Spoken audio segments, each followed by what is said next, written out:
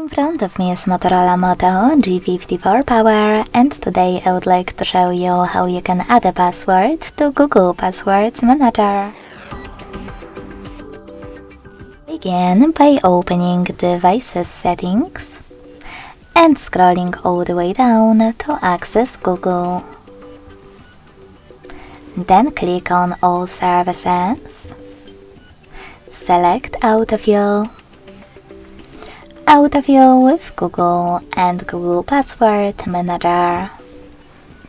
Following that, if you can't see any of those options, that means that you never added a password before.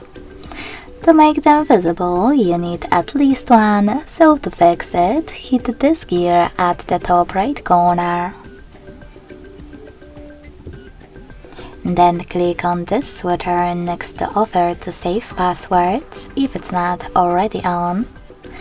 Go back and log in to any app, then hit Save in Autofill pop-up. Now, with all of those options visible, use this plus next to Search Passwords to add any other one.